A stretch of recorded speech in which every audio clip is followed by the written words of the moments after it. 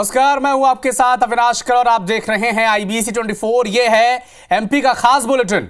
मध्य प्रदेश में क्या हुआ, जिसमें हम 7 बजे तक मध्य प्रदेश में क्या कुछ गुजरा है, इसका पूरा अपडेट आप तक पहुंचाते हैं। शुरुआत करेंगे एक बड़े अपडेट के साथ, क्योंकि मंदसौर में ईद मिलादुन नबी के जुलूस के दौरान मंदिर में पथराव हुआ था और इस मामले ने पूरे मध्य प्रदेश का ध्यान इस तरफ खींचा था और इस मामले में एक्शन भी लेना शुरू कर दिया गया है। कलेक्टर, एसपी अलग अलग इलाकों में जाकर हालात का मुआयना कर रहे हैं, जायजा ले रहे हैं। कल तक जिस मंदसौर की तपिश पूरे मध्य प्रदेश में महसूस की जा रही थी, वहां हालात अब सामान्य हो रहे हैं। एक रिपोर्ट आप देखें।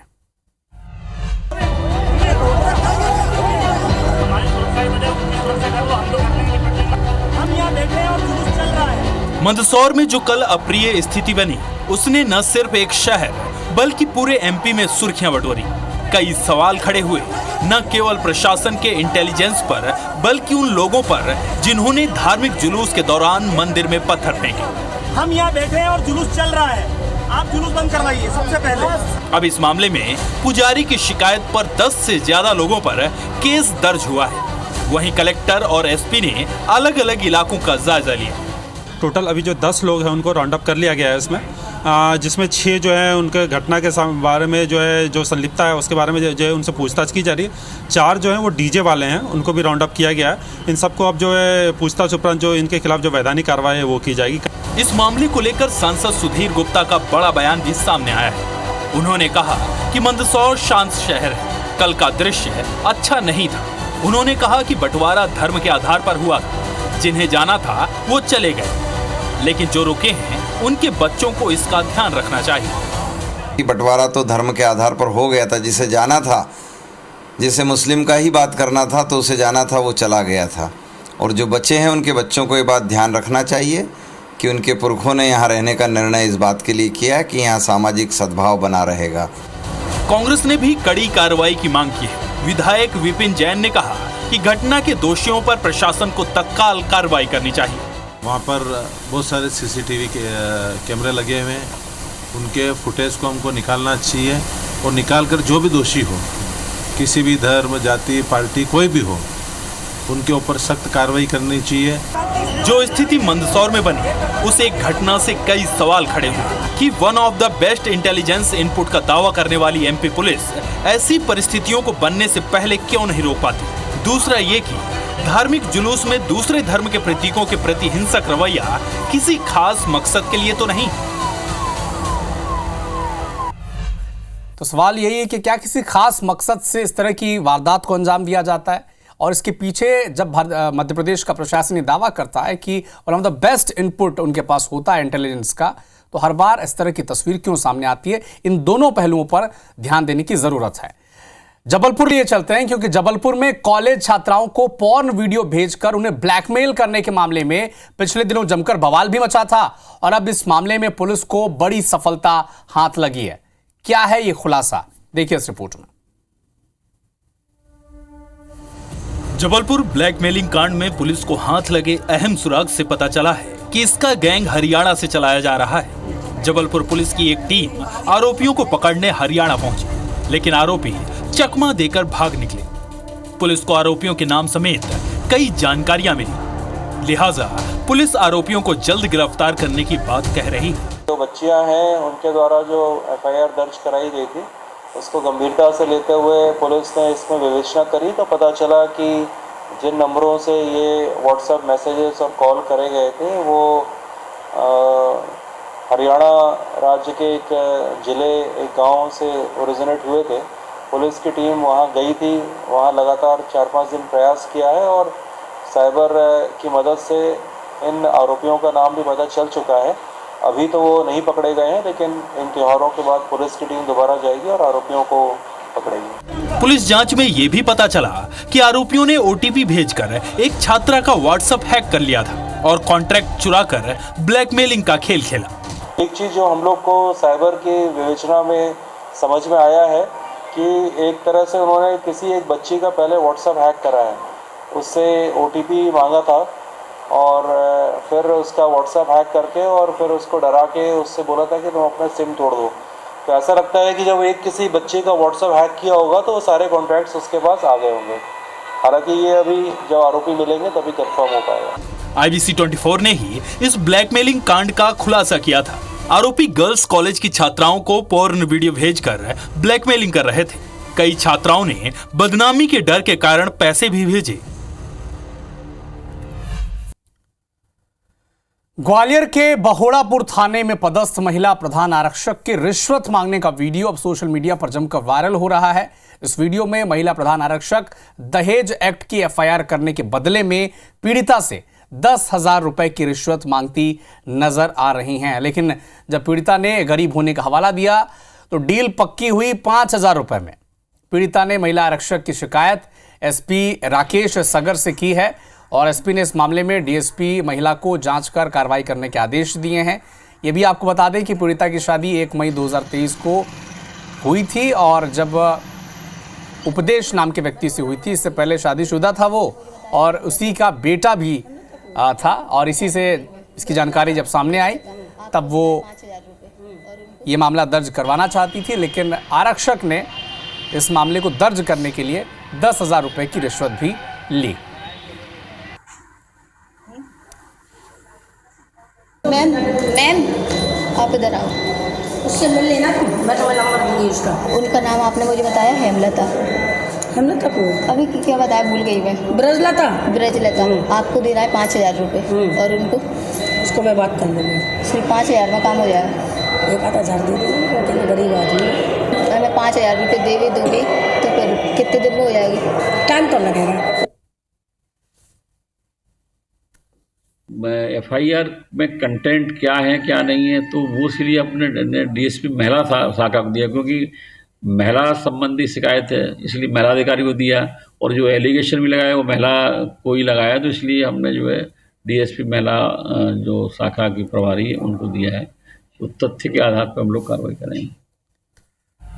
तो हालात ये हैं कि इंसानियत बची है पुलिस वालों में। डील पक्की हुई, 10,000 रुपए में डील हो रही थी, गरीब होने का हवाला दिया गया तो पुलिस वाले ने कहा कि 5,000 रुपए में ही वो FIR दर्ज कर लेंगे। मध्य प्रदेश के खराब सड़कों पर अब विषय को लेकर चलते हैं, क्योंकि इस पर आज जमकर सियासत मध्य प्रदेश में हुई है। क्योंकि सवाल लगातार विपक्ष अब उठा रहा है। कांग्रेस विधायक सतीश सिकरवार के बयान ने एक बार फिर से सियासी रस्साकसी शुरू कर दी है मध्य प्रदेश में। वो कह रहे हैं कि सड़कों पर गड्ढे हैं, अगर ठीक नहीं हुए तो हम खेती करेंगे। नगर निकायों को फंड नहीं देने का आरोप भी लगा है। सरकार ने भी पलटवार किया है। सरकार ने कहा है कि कांग्रेस अपनी जिम्मेदारी से भाग नहीं सकती, अपने इलाके में विकास करें वो। लेकिन क्यों मध्य प्रदेश की सड़कों पर अब बवाल शुरू हो चुका है, इस रिपोर्ट में आप देखें।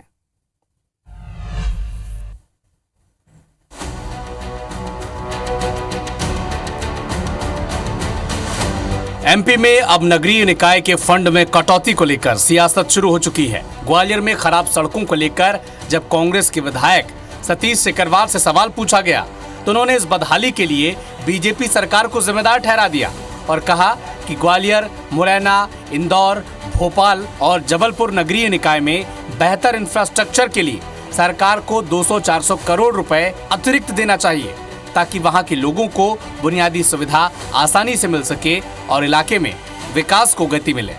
कांग्रेस के विधायक का कहना है कि अगर सरकार पैसा नहीं देती है तो वो जनता से अपील करेंगे कि वो बची हुई सड़कों को भी खोदकर मिट्टी डालकर उन सड़कों में खेती करना शुरू कर दें। और इस बयान का कांग्रेस पार्टी ने समर्थन किया है। जितनी भी नगर निगम है उनको अच्छा खासा फंड देके 200-400 करोड़ रुपया जिसकी सब्सिडी के हिसाब से देना चाहिए, जिससे वर्षा के कारण जो नुकसान हुआ है, नदी नाले जो टूट गए हैं, तो सड़कें में गड्ढा हुए हैं, उन गड्ढों को भरा जा सके। और सरकार नहीं हो रही तो फिर मैं जनता से अपील करूंगा जो बची कुची सड़क है इसको भी खोद के मिट्टी डाल के इस पर खेती करना प्रारंभ कर दें और सड़कों की जरूरत नहीं। उन्होंने जनता से अपील करी है कि आप रोड के ऊपर ही खेती करें मिट्टी डाल के, क्योंकि रोड बची नहीं है।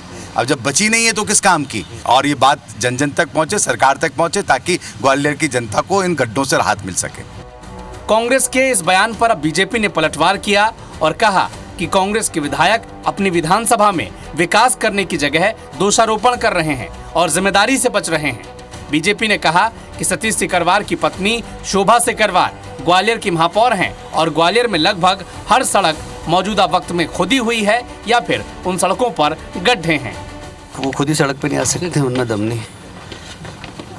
सर मानते हैं सर, जिस तरीके से कांग्रेस राजनीति कर रही सड़कों को लेकर, ये केवल सिर्फ राजनीति है या वो काम नहीं कर पा रहे हैं? कांग्रेस ऐसी पार्टी नहीं जिसके बारे में कुछ कहने की जरूरत है। जब से कांग्रेस का महापौर ग्वालियर में आया है तब से मेरा मानना है कि ये जो रिपेयर का काम पूरी तरह बंद है।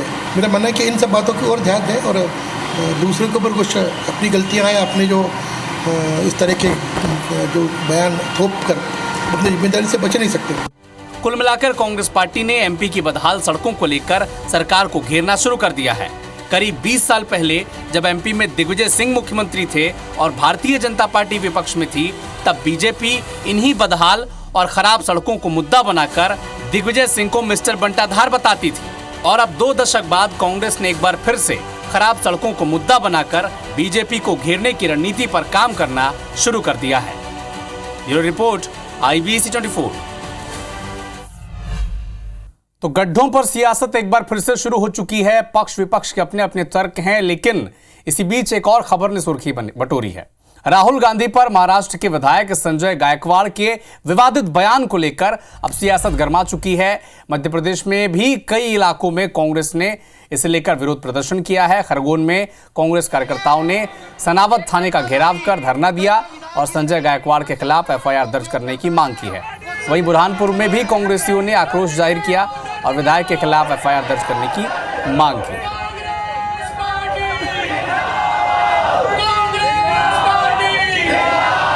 राहुल गांधी के खिलाफ आपत्तिजनक टिप्पणी और इसके बाद मध्य प्रदेश के अलग अलग शहरों में कांग्रेस के कार्यकर्ता एकजुट हुए और महाराष्ट्र के विधायक संजय गायकवाड़ के खिलाफ FIR दर्ज करने की मांग की, विरोध प्रदर्शन किया।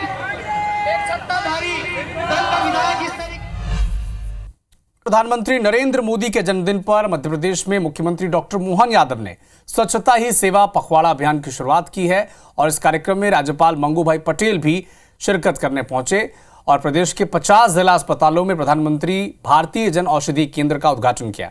इनका संचालन रेड क्रॉस के जरिए किया जाएगा। इसके अलावा भोपाल को स्वच्छता सर्वेक्षण में 5 स्टार रेटिंग मिलने पर नगर निगम के 8,117 सफाई मित्रों को 5-5 हजार रुपए की प्रोत्साहन राशि भी दी गई है। ये तस्वीरें देखिए। एक तरफ नगर निगम में अभियान का आगाज किया गया, केंद्रीय जन औषधि मंत्री बैतूल की तस्वीरें देखिए। तो स्वच्छता ही सेवा पखवाड़ा जो है, इसकी शुरुआत प्रधानमंत्री मोदी के जन्मदिन पर शुरू की गई है। अभियान और सौगातों का सिलसिला और उनकी तस्वीरें इस वक्त स्क्रीन पर आप देख पा रहे हैं। अपने सरकारी डॉक्टर को तो आग्रह करूंगा, कभी कभी सरकारी में भी जाना तो दवाइयाँ वहाँ नहीं तो रिसिप्ट में लिखते हैं, दवाइयाँ लिख कर देते हैं। तो प्राइवेट डॉक्टर है उसको भी मैं आग्रह करूंगा कि भैया केंद्र सरकार का ये कार्यक्रम है जो गरीब लोगों के लिए है। आपको भी कभी दवाइयाँ लिखना है तो जेनेटिक दवा लिखो, जन औषधि को लिखो। नगरीय निकायों को स्वच्छता सर्वेक्षण 2024 में कचरा मुक्त शहर स्टार प्रमाणीकरण के आधार पर प्रदान की जाएगी। जिस निकाय को जितने स्टार प्राप्त होंगे उसमें कार्यरत सभी सफाई मित्रों को उतने 1000 की राशि दी जाएगी। 1 स्टार प्राप्त निकायों को 1-1000, 2 स्टार, 3 स्टार, जितने स्टार वो 5 स्टार तक प्राप्त करते करते 7 स्टार तक वो प्राप्त कर सकते नगरीय निकाय। तो फिलहाल इस बुलेटिन में इतना ही, लेकिन देश दुनिया के साथ मध्य प्रदेश और छत्तीसगढ़ के हर अपडेट के लिए आप जुड़े रहिए हमारे साथ। नमस्कार।